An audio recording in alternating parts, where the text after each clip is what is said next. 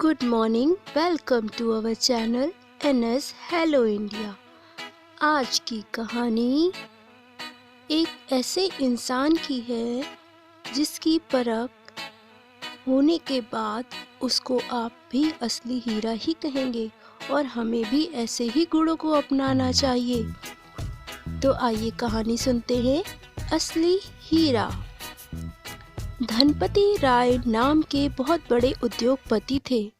उनके कारखाने में बहुत से आदमी काम करते थे। एक बार अचानक ही उनके कारखाने में व्यवस्थापक की मृत्यु हो गई। धनपति राय महत्वपूर्ण पदों पर उन्हीं कर्मचारियों की नियुक्ति करते थे जो योग्य होने के साथ साथ गुणवान भी होते थे। वह कहा करते थे कि वह व्यक्ति जिसमें केवल बौद्धिक योग्यता है और नैतिकता की कमी है, विशेष महत्व नहीं रखता। अतएव उन्होंने ऐसे व्यक्ति की खोज प्रारंभ कर दी जो बौद्धिक योग्यता के साथ साथ शिष्ट व्यवहार, ईमानदार और अच्छे विचारों वाला हो। कारखाने के व्यवस्थापक का पद बड़ा महत्वपूर्ण था।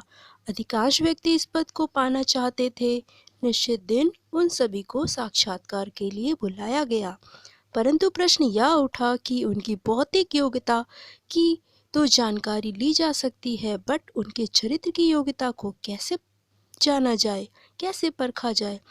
धनपति राय ने मन ही मन इस बात पर गंभीरता से विचार किया। आखिर में उन्होंने एक योजना खोज निकाली। साक्षात लेने के लिए स्वयं धनपति राय और उनके पुत्र बैठे। पहले वे प्रतियोगियों की बौद्धिक योग्यता से संबंधित प्रश्न पूछते और फिर अन्य व्यक्ति को बुलाकर उसके एक दूसरे के बारे में पूछते कि इस पद के योग्य क्या सामने वाला व्यक्ति है या नहीं, और ऐसे व्यक्तियों की कमी नहीं जो दूसरों को गिराकर आगे बढ़ने में ज़रा भी डरते नहीं हैं और झिझकते नहीं हैं। उनके लिए अपना स्वार्थ ही प्रमुख होता है, जिसके लिए वे कोई भी काम करने को तैयार हो जाते हैं।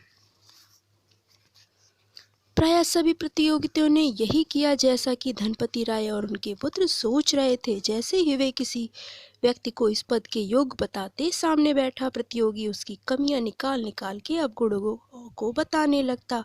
वह उनको उस पद के सर्वथा अयोग्य और स्वयं को योग्य सिद्ध करने के लिए जी जान से प्रयास करता।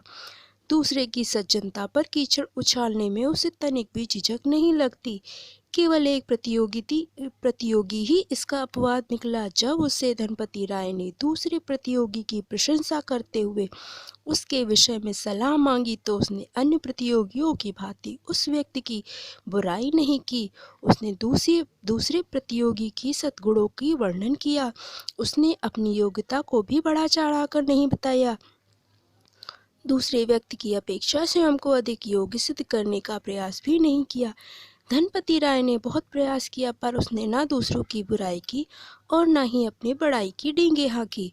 उल्टे यही कह दिया कि आप तो सबको की कार्य क्षमता को परख चुके हैं, योग्यता अयोग्यता को अच्छी तरह जानते ही हैं। धनपति राय की परीक्षा में वह व्यक्ति खरा उतरा। अपने स्वार्थ को गौड़ बनाकर दूसरों को महत्व देने का कार्य दृढ़ चरित्र वाला उदात्त व्यक्ति ही कर सकता है। ऐसा व्यक्ति प्रारंभ में भले ही महत्व प्राप्त ना करे, पर एक ना एक दिन उसकी सच्चाई से लोग परिचित होते ही हैं, तो वह उनकी नज़रों में बहुत ऊंचा उठ जाता है। व्यवस्थापक पद के लिए तुरंत उस व्यक्ति का चयन कर लिया गया। एक समारोह में सभी कर्मचारियों की उपस्थिति में उत्तीर्ण प्रतियोगी प्रबोध चंद्र की व्यवस्थापक पद के लिए नियुक्ति कर ली गई। धनपति राय ने उसकी प्रशंसा करते हुए कहा, भाइयों, श्री प्रबोध चंद्र जी को इस कारखाने के व्यवस्थापक पद के लिए नियुक्त किया जाता है। हमें प्रसन्नता है कि आप सबको भी इनके साथ और योग्यता का प्रभाव और लाभ मिलेगा। उनकी सज्जनता, चारित्रिक दृढ़ता और सद्व्यवहार हम सभी को गौरवान्वित करेगी। सज्जनता में ही मनुष्य का सच्चा बड़प्पन छिपा रहता है, वही उसकी सबसे बड़ी योग्यता है।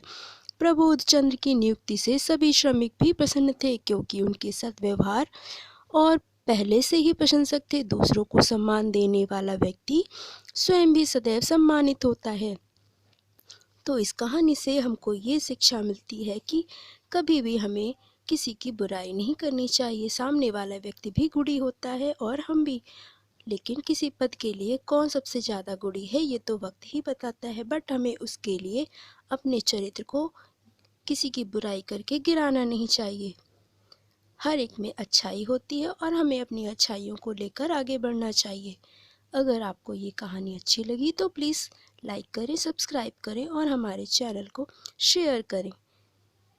Thank you.